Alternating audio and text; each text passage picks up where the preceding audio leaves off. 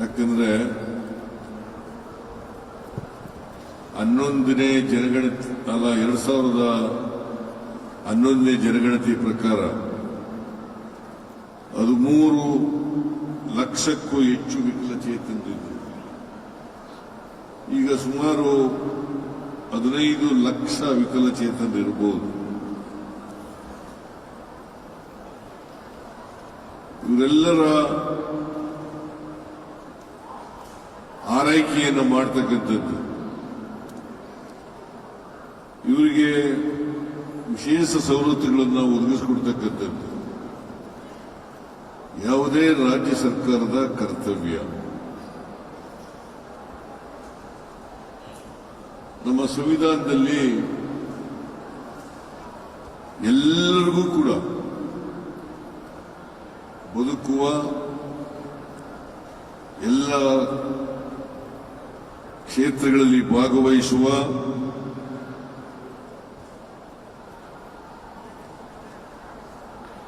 ಮತ್ತೆ ಉದ್ಯೋಗ ಪಡ್ಕೊಳ್ತಕ್ಕಂಥ ಅವಕಾಶವನ್ನು ಸಂವಿಧಾನ ಕಲ್ಪಿಸಿಕೊಟ್ಟಿದೆ. ಅಂಗವಿಕಲರಾದ ತಕ್ಷಣ ಅಥವಾ ವಿಕಲಚೇತನರಾದ ತಕ್ಷಣನೇ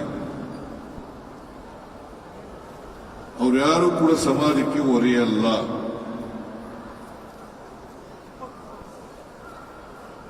ಅವರೆಲ್ಲರೂ ಕೂಡ ಸಮಾಜದ ಆಸ್ತಿಗಳು.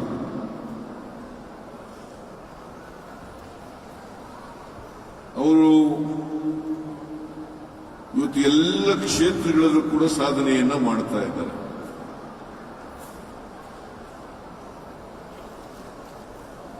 ಯಾವ ಕ್ಷೇತ್ರದಲ್ಲೂ ಕೂಡ ಅವರು ಹಿಂದೆ ಬಿದ್ದಿಲ್ಲ. ಈಗಾಗಲೇ ನಮ್ಮ ಡೆಪ್ಟಿ ಚೀಫ್ ಮಿನಿಸ್ಟರ್ ಹೇಳಿದ್ರು, ಒಲಿಂಪಿಕ್ ಕ್ರೀಡೆಯಲ್ಲಿ ನಮಗೆ ಹೆಚ್ಚು ಪದಕಗಳು ಬರದೇ ಹೋದರೂ ಕೂಡ ಪ್ಯಾರಾ ಒಲಿಂಪಿಕ್ಸ್ ನಲ್ಲಿ ಹೆಚ್ಚು ಪದಕಗಳನ್ನು ಪಡೆದಿದ್ದೇವೆ. ನಾವೆಲ್ಲ ಹೆಮ್ಮೆ ಪಡ್ತಕ್ಕಂಥ ವಿಚಾರ. ಆದ್ರಿಂದ ವಿಕಲಚೇತನರಾದ ತಕ್ಷಣನೇ ಅವರು ಅಶಕ್ತರು, ಅವರಿಗೆ ಶಕ್ತಿ ಇಲ್ಲ, ಅವರ ಉಪಯೋಗ ಇಲ್ಲ ಅಂತ ಹೇಳಲಿಕ್ಕೆ ಬರಲ್ಲ. ಅದನ್ನು ಹೇಳಿದ್ರೆ ದೊಡ್ಡ ತಪ್ಪಾಗ್ತದೆ ಅಂತಕ್ಕಂಥದನ್ನ ಅರ್ಥ ಮಾಡ್ಕೋಬೇಕಾಗ್ತದೆ. ಅದಕ್ಕೆ ನಮ್ಮ ಸರ್ಕಾರ ಈ ವಿಕಲಚೇತನರ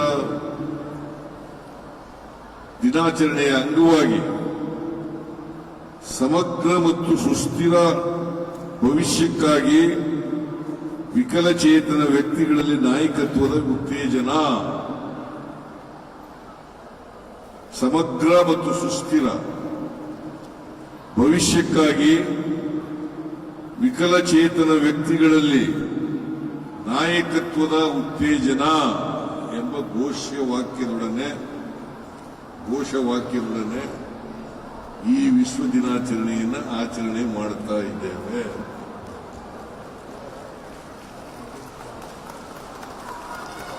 ಮತ್ತೆ ಇವತ್ತೇ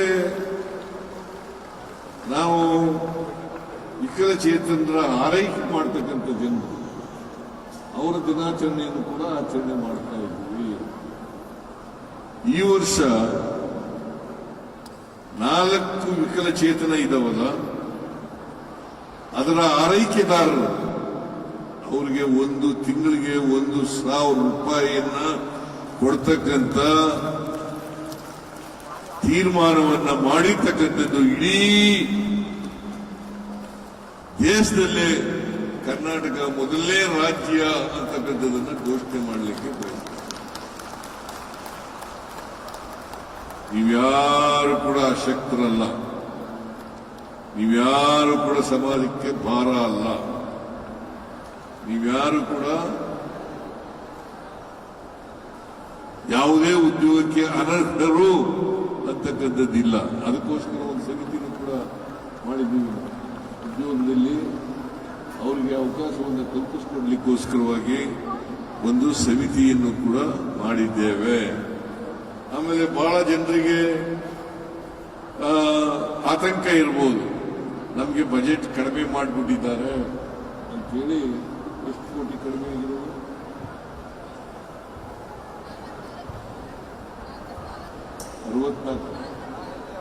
44 ಕೋಟಿ ರೂಪಾಯಿ ಕಡಿಮೆ ಆಗಿದೆ ಅಂತೇಳಿ ಬಹಳ ಜನ ಚರ್ಚೆ ಮಾಡ್ತಾರೆ, ಮಾಧ್ಯಮದವರು ಕೂಡ ಚರ್ಚೆ ಮಾಡ್ತಾರೆ. ನಾನು ಸಪ್ಲಿಮೆಂಟರಿ ಎಸ್ಟಿಮೇಟ್ಸ್ ನಲ್ಲಿ ಅದನ್ನ ಸೇರಿಸಿ 44 ಕೋಟಿ ರೂಪಾಯಿಗಳನ್ನು ಕೂಡ ಕೊಡುತ್ತೇನೆ ಅಂತಕ್ಕಂಥ ಮಾತುಗಳನ್ನು ಹೇಳಲಿಕ್ಕೆ ಬಯಸ್ತೇನೆ. ಅದರಿಂದ ಯಾವುದೇ ಕಾರಣಕ್ಕೆ ಕೋತ ಮಾಡಲಿಕ್ಕೆ ಹೋಗಲ್ಲ. ಇವತ್ತು ನಮ್ಮ ಸರ್ಕಾರ ಪ್ರಸಕ್ತ ಸಾಲಿನ 7 ಜಿಲ್ಲೆಗಳಲ್ಲಿ 2 ಕೋಟಿ ರು ವೆಚ್ಚದಲ್ಲಿ 10 ಬುದ್ಧಿಮಾಂದ್ಯ ಮಕ್ಕಳ ವಸತಿ ಶಾಲೆಗಳನ್ನು ಪ್ರಾರಂಭಿಸಲು 2023-24ನೇ ಆಯವ್ಯಯದಲ್ಲಿ ಘೋಷಣೆ ಮಾಡದಂತೆ ಶಾಲೆಗಳನ್ನು ತೆರೆಯಲಾಗಿದೆ. ಈ ವರ್ಷದಿಂದ ತೆರೀತಾ ಇದ್ದೀವಿ. ಒಟ್ಟು 13 ಹೊಸ ಶಾಲೆಗಳನ್ನು ಪ್ರಸಕ್ತ ಶಾಲೆಯಲ್ಲಿ ಅನುದಾನಕ್ಕೆ ಒಳಪಡಿಸಲಾಗಿದೆ. ಆದ್ರಿಂದ ಈ ವಿಕಲಚೇತನರಿದ್ದಾರಲ್ಲ, ಇವರ ಅವಲಂಬಿತರಿಗೆ ನೀಡಲಾಗುವ ಮರಣ ಪರಿಹಾರ ನಿಧಿಯನ್ನು 2023ನೇ ಸಾಲಿನಲ್ಲಿ 50,000ದಿಂದ 1 ಲಕ್ಷಕ್ಕೆ ಹೆಚ್ಚು ಮಾಡಿದ್ದೇವೆ. ಮತ್ತೆ ಸರ್ಕಾರಿ ಹುದ್ದೆಗಳಲ್ಲಿ ಸಿ ಮತ್ತು ಡಿ ಸಮೂಹದ ಹುದ್ದೆಗಳಲ್ಲಿ 5% ಹಾಗೂ ಎ ಮತ್ತು ಬಿ ಹುದ್ದೆಗಳಲ್ಲಿ 4% ಮೀಸಲಾತಿಯನ್ನ ಇಡಲಾಗಿದೆ. ಸೊ ಇವರಿಗೆ ಉದ್ಯೋಗ ಸಿಗಬೇಕು, ಇವರು ಕೂಡ ಎಲ್ಲರಂತೆ ಜೀವನವನ್ನ ಮಾಡ್ತಕ್ಕಂಥ ರೀತಿಯಲ್ಲಿ ಅನುಕೂಲ ಆಗಬೇಕು ಅನ್ನೋ ಕಾರಣಕ್ಕೋಸ್ಕರವಾಗಿ ನಾವು ಮಾಡ್ತಾ ಇದ್ದೀವಿ. ಸೊ ಜೊತೆಗೆ ಸಾಮಾಜಿಕ ಸಬಲೀಕರಣಕ್ಕಾಗಿ 40ರಿಂದ 74% ವಿಕಲಚೇತನ ಇದ್ರೆ ಅಂತವರಿಗೆ 800 ರೂಪಾಯಿ ಕೊಡ್ತಾ ಇದ್ದೀವಿ. ಹಾಗೂ 75ಕ್ಕಿಂತ ಹೆಚ್ಚಾಗಿದ್ರೆ 1,400 ರೂಪಾಯಿ ಕೊಡ್ತಾ ಇದ್ದೀವಿ. ಇದನ್ನು ನಾವು ಅರ್ಥ ಮಾಡ್ಕೋಬೇಕಾಗ್ತದೆ. ಅದರಿಂದ ಕೇಂದ್ರ ಸರ್ಕಾರ ಪ್ರತಿಯೊಬ್ಬ ವಿಕಲಚೇತನರಿಗೆ ಮಾಸಾಸನ 500 ರೂಪಾಯಿ ಕೊಡ್ತಾ ಇದೆ. ಅದನ್ನು ಹೆಚ್ಚು ಮಾಡಬೇಕು ಅಂತೇಳಿ ಬಹಳ ವರ್ಷಗಳಿಂದ ಇದೆ. ಅದನ್ನ ಹೆಚ್ಚು ಮಾಡಬೇಕು ಅಂತೇಳಿ ಕೇಂದ್ರ ಸರ್ಕಾರಕ್ಕೆ ಪತ್ರವನ್ನು ಬರೆಯಲಿಕ್ಕೆ ನಾವು ಪ್ರಯತ್ನವನ್ನು ಮಾಡ್ತೇವೆ ಅಂತಕ್ಕಂಥ ಮಾತುಗಳನ್ನು ಕೂಡ ಹೇಳಲಿಕ್ಕೆ ಬಯಸ್ತಾ ಇದ್ದೇನೆ.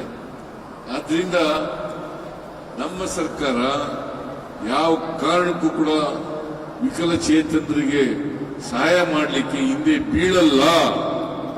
ಅವರಿಗೂ ಕೂಡ ಎಲ್ಲ ರೀತಿಯಲ್ಲಿ ಬದುಕಲಿಕ್ಕೆ ಅವಕಾಶವನ್ನು ಕಲ್ಪಿಸಿಕೊಡ್ತೇವೆ ಅಂತಕ್ಕಂಥ ಮಾತುಗಳನ್ನು ಹೇಳಲಿಕ್ಕೆ ಬಯಸ್ತಾ ಇದ್ದೇನೆ. ಈ ವರ್ಷ ನಾನು ಹೇಳಿದೆ, ನಾನು ಯಾರ್ಯಾರು ಅವರಿಗೆ ವಿಕಲಚೇತನರಿಗೆ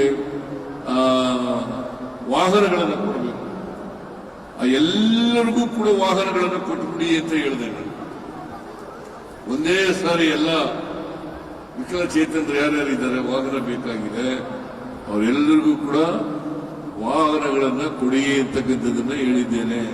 ಅದರಿಂದ ನಮ್ಮ ಸರ್ಕಾರ ಯಾವ ಕಾರಣಕ್ಕೂ ಕೂಡ ವಿಕಲಚೇತನರಿಗೆ ಸಹಾಯವನ್ನ ಸಹಕಾರವನ್ನ ಅವರಿಗೆ ಆರೈಕೆ ಮಾಡೋದನ್ನ ಕಡಿಮೆ ಮಾಡಲ್ಲ ಅಂತಕ್ಕಂಥ ಮಾತುಗಳನ್ನ ಈ ಸಂದರ್ಭದಲ್ಲಿ ಹೇಳಿ, ಇವತ್ತು ವಿಶ್ವ ವಿಕಲಚೇತನರ ದಿನಾಚರಣೆ ಆಚರಣೆ ಆಗ್ತಾ ಇದೆ. ನಾನು ಎಲ್ಲ ಸಮಾಜದ ಪ್ರತಿಯೊಬ್ಬರಲ್ಲೂ ಕೂಡ ಮನವಿಯನ್ನು ಮಾಡಲಿಕ್ಕೆ ಬಯಸ್ತಾ ಇದ್ದೇನೆ. ಇವರು ಸಮಾಜದಲ್ಲಿ ಯಾವತ್ತೂ ಕೂಡ ಶಕ್ತಿಹೀನರಲ್ಲ, ಶಕ್ತಿವಂತರು ಅಂತಕ್ಕಂಥದ್ದನ್ನ ಅರ್ಥ ಮಾಡ್ಕೋಬೇಕು ಅಂತಕ್ಕಂಥ ಮಾತುಗಳನ್ನು ಹೇಳಿ ಮತ್ತೊಮ್ಮೆ ವಿಶ್ವ ವಿಕಲಚೇತನರ ಶುಭಾಶಯಗಳನ್ನು ನಾಡಿಗೆ ತಿಳಿಸಿ ನನ್ನ ಮಾತುಗಳನ್ನು ಮುಗಿಸ್ತೇನೆ. ಜೈ ಹಿಂದ್, ಜೈ ಕರ್ನಾಟಕ.